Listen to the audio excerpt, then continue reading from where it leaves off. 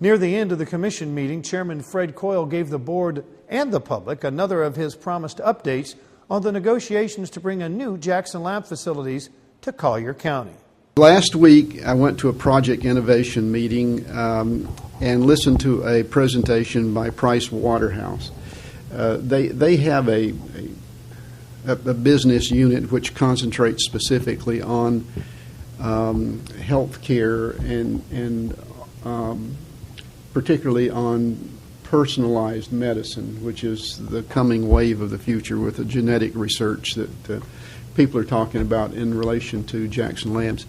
And they have stated that the current market for personalized medicine in the United States is about $245 billion a year, and it is expected to grow to $500 billion in 10 years. So it's a very, very rapidly growing segment of the economy. The president of the University of Central Florida was present, and she said that she would be delighted to have Jackson Labs locate in her facility where there are other similar bioresearch organizations.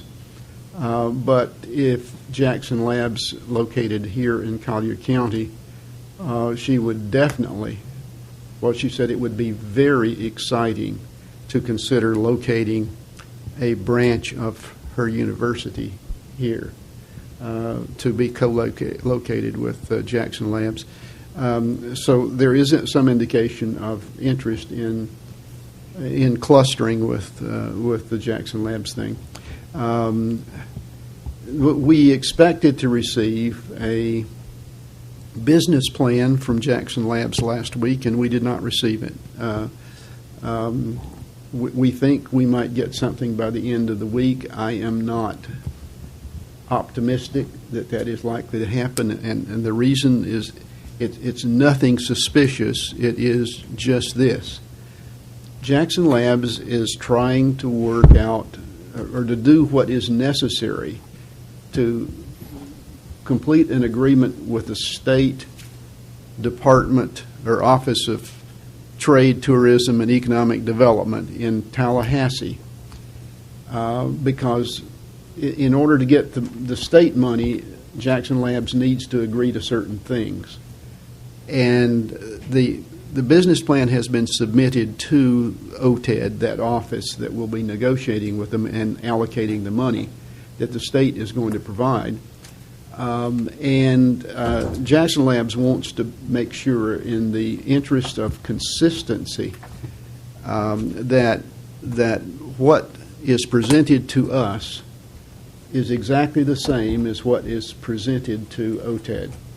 And so they want to get the OTED negotiation and agreement signed so they can then present to us something that is official, which justifies the state allocations of revenue, and do it in the proper sequence. And what they're really doing is exactly what we said we didn't want to do early on in this process. We didn't want to get out in front of the state and the governor and the legislature on approving this thing, so we let it go through that process. Well, now we're having to let it go through the OTED agreement process, and I'm not convinced it's going to happen as quickly as everybody thinks. So what I'm going to do is ask for an official communication of the following information to Collier County from Jackson Labs. Number one, the amount of money that they themselves are going to be investing in this project, the number of jobs they will create, and when they will create them, and the amounts of money they need from Collier County and the state of Florida, and when will they need that money. So the schedule of payouts on the money, schedule of meeting certain milestones like jobs, and the schedule for building and completing the building.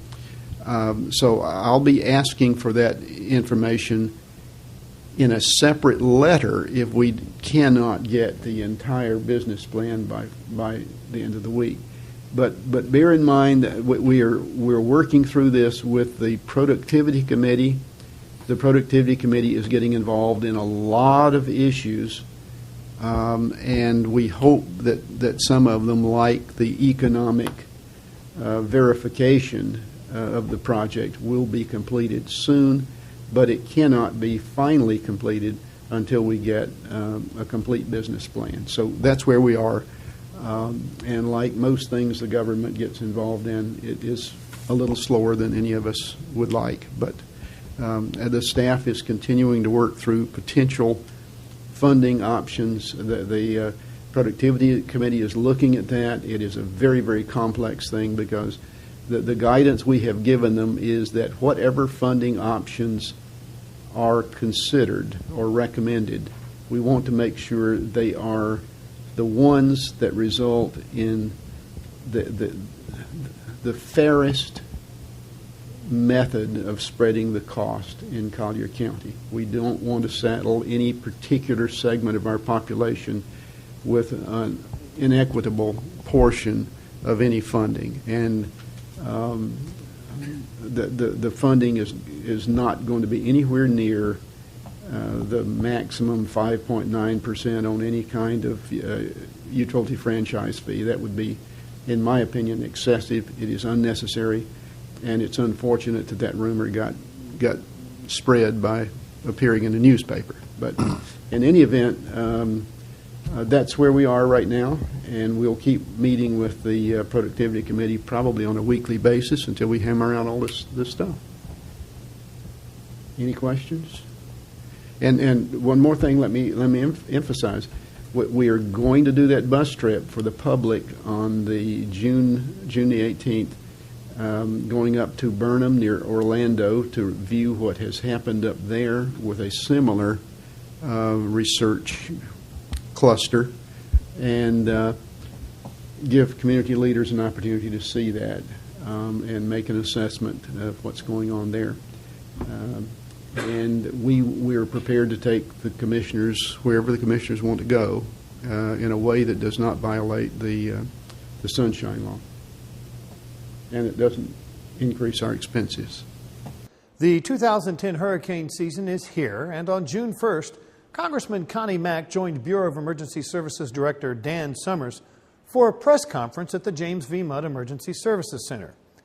The message was simple. Now is the best time to prepare for a hurricane. You all know that there is a busy season planned for South Florida and for Florida and for the country, really.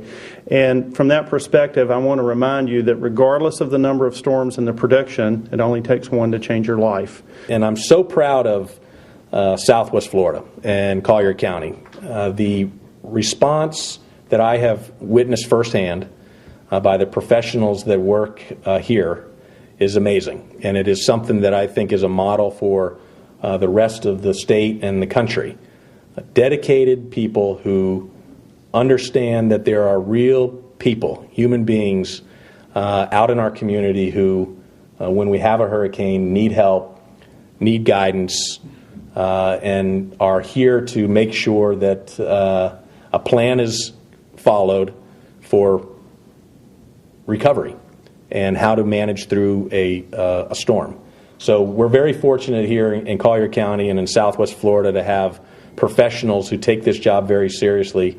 And now it's up to the people at home who may be watching this press conference to do your part, and that is you have to be ready. Don't rely on the hardworking, great people that are working here. First, rely on yourself. Have your plan ready.